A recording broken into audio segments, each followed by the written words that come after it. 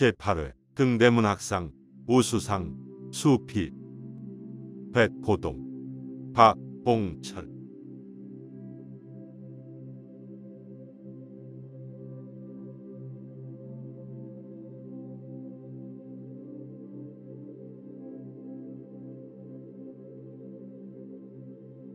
멀고 까마득한 항해였다. 해일을 벗어나 오랜만에 파도의 울부짖음에 바다새의 악다구니가 찾아들었을까. 고요한 바다를 향해 진한 소리가 들려온다.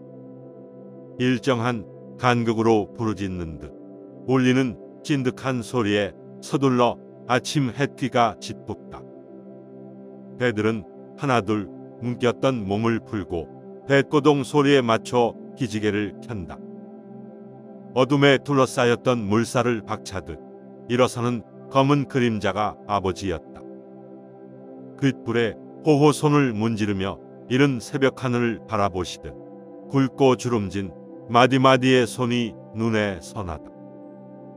부웅 백고동 소리가 둥둥 무거운 여운을 남긴다. 막막함이 긴 안도의 숨결로 내뿜어진다. 한적한 여백에 울림을 가득 채우는 파동이라 할까. 새벽 입김에 식사를 거른 채 아이들을 차례차례로 살며시 안아본다. 자식들의 잠투정 소리에 허허 웃으시던 아버지. 바로 그 순간이 아버지에겐 가장 밝은 표정을 지으셨다. 한참을 들여다 보았을까. 기나긴 밤을 뒤척대고 단칸방 한가운데를 뒤섞인 아이들을 차례로 들었다가 바로 눕힌다. 나와 잠시 눈이 마주친다. 아버지는 입에 손을 갖다 대며 쉬이 윙크하며 나를 어루만진다. 비좁은 틈새에서 새벽마다 윙크하시는 아버지. 당신에게는 자식들이 잠투정조차도 대견한 모양이었을까.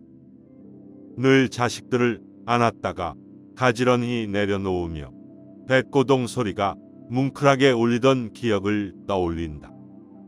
벽두 새벽부터 출장하는 장군처럼 아버지는 해무로 가득한 세상으로 나가셨다. 순탄한 햇살을 맞이하기보다는 거대한 해명에 귀 기울이며 무수한 안개를 꿰뚫으며 한치도 보이지 않는 세상을 나아갔다. 아버지는 귀를 열고 기웃거린다. 세상의 소리에 귀 기울이며 파도의 흐름을 눈여겨본다.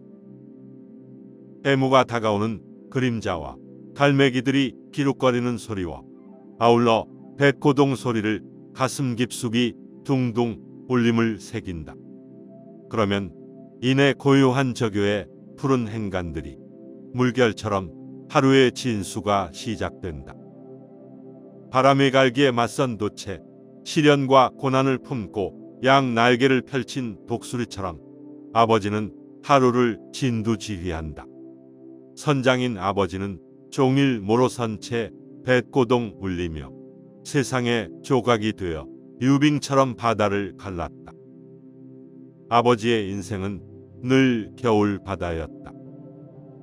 꽁꽁 언 파도가 해빙될 그날이 오기에는 하루가 너무 길었고 몸도 빨리 지쳐갔다. 바닷물이 해안을 가득 채운다. 아버지는 물비늘을 거두며 집으로 다시 돌아온다. 아버지는 생계를 위해서가 아니라 자식들의 보금자리를 지키기 위해서 새벽부터 밤늦은 시각까지 나가는 세상이었다. 구연 안개에 둘러싸인 발걸음조차 위태로운 곳을 향해 닻을 내린다. 깨어진 깃발을 간신히 붙잡고 밧줄을 올가미처럼 쓰고 버텼던 아버지. 가족이라는 닻에 기꺼이 온몸을 시퍼런 바다에 내려놓는다. 해질녘 백고동 소리에 귀 기울일 즈음 나는 아버지를 떠올렸다. 이제 막 알을 깨고 부화하는 새처럼 나는 짠내나는 아버지를 용케도 알아냈다. 어릴 적부터 아버지가 돌아오면 울지 않았다고 한다. 그게 아마도 아버지의 낸내 때문이었을까? 나는 바다처럼 늘 심술궂고 변덕스러웠다. 드세고 거칠었다. 하지만 아버지는 까칠한 나를 건불처럼 지피고 않으신다. 비가 오나 눈이 오나 거센 태풍이 불어도 팔뚝을 걸어 붙인 아버지는 망망대해의 배 한 척이었다. 아버지는 늘 맑고 올곧았지만 등푸른 파도처럼 굽이굽이 아량이 넓으셨다. 질풍노도 같은 자식들이 차례차례로 속을 썩일 때도 깊고 푸른 바다처럼 둥근 물결로 보듬어 안아준다. 한량없이 태양 같은 폭넓은 어깨로 자식들은 탯줄처럼 아버지의 내뇌에 이끌린다. 캄캄한 세상에 나침반 없는 표류에도 아버지는 언제나 등대처럼 길을 밝히고 안내해 주었다. 세상을 바다의 파동으로 눈여겨본다. 밀물과 썰물의 속성을 살펴보면 그 차이는 세상의 이치처럼 변동이 심하다. 그 진폭이 아버지를 바다로 내몰았다가 다시 집으로 발을 묶었다가 하기도 했다. 아버지는 늘 세파에 순응하며 돛을 띄워 뱃고동 소리를 내기도 했으며 집안에서 묵묵히 그물코를 한 땀 한 땀 곁잡으며 다정한 표정으로 시간의 간극을 메우고 자식들과 함께 돌이켜 지난 시줄과 날줄을 메웠다. 노후에도 아버지는 자식들에게 자신의 고단한 모습을 보이지 않으려고 너른 집을 팔아 단칸방에 홀로 기거하셨다. 자식들이 모시겠다고 해도 손을 저으시며 한마디로 거절하시는 아버지. 간편한 몇몇 가전도구와 평생 즐겨 읽은 시집이나 소설책으로 가득한 10여 평의 좁은 방에서 기거하셨다. 끼니조차 제대로 챙기지도 않으시고 밥 한 공기에다가 자주 데워서 졸아버린 국과 변변치 않은 찬거리로 이른의 몸을 의지하시는 아버지는 본인의 의지와는 달리 늘 가족들을 언짢게 했다.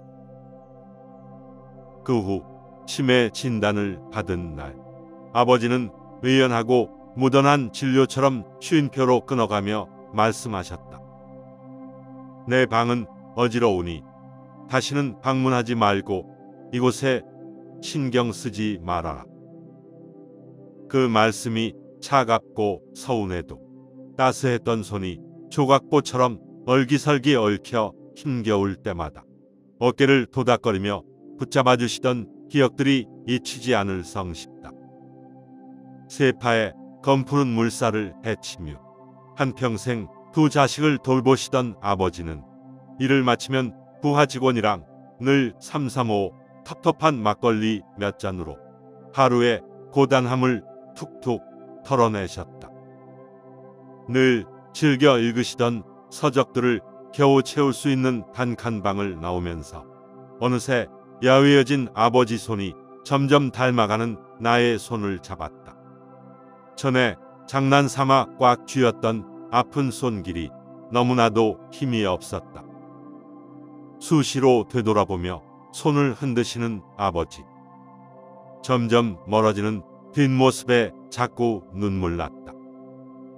아버지의 포구는 형랑에도 홀로 자맥질하며 어느새 20년이라는 세월이 어느덧 엊그제처럼 일렁인다. 가족이라는 울타리를 쓰다듬으며 돛을 키우고 닻을 깊이 내려앉으신 모습이 선하다. 주름진 마디마디 피부염한 소금꽃이 핀 물이랑에는 뱃고동 소리가 늘 자식들의 귓가에 머물러 있다. 오늘도 윙윙 여명처럼 울리며 저 멀리 파랑위 해물을 헤치며 돌아가시는 마지막 순간까지 웃으시던 아버지. 늘 나의 허기진 기억이 뱃고동 마디마디 채워져 일렁인다.